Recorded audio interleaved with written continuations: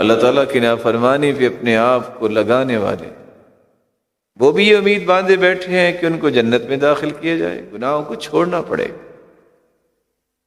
اللہ ذوالجلال کی اطاعت کرنی پڑے گی، پھر امید باندھیے۔ اگر آپ نماز روزہ کر رہے ہیں پھر امید باندھ کے دیکھیے، اللہ ذوالجلال تمہاری امید کو توڑے گا نہیں۔ لیکن یہ یاد رکھنا، دنیا کے اس گمبھیر ماحول میں آ کے اللہ سے امید نہ توڑ۔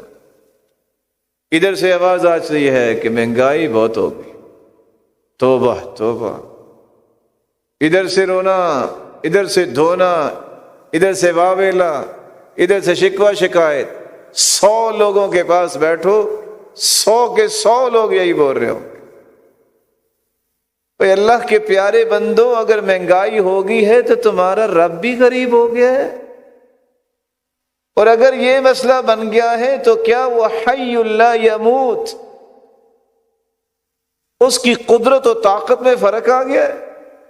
اللہ ذوالجلال نے قرآن میں فرمایا تھا، لوگوں نے صبر کیا، بما صبروا، اللہ ذوالجلال نے صبر کی وجہ سے ان کی مدد کر دی اور ان پہ بہاریں آ گئیں۔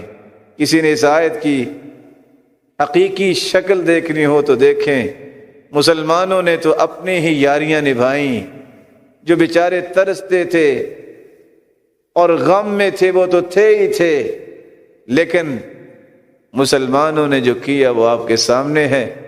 غزہ کے لوگوں نے صبر کیا، اللہ نے صبر کا بدلہ کیسا دیا۔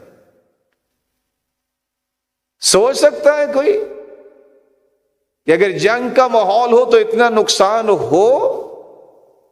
اس سے زیادہ تو وہ کرنے کے لیے تیار ہو جائیں گے امریکن، لیکن لاس اینجلس میں جو ہوا، اتنی آگ کو دوسرا ملک آ کے لگا سکتا تھا؟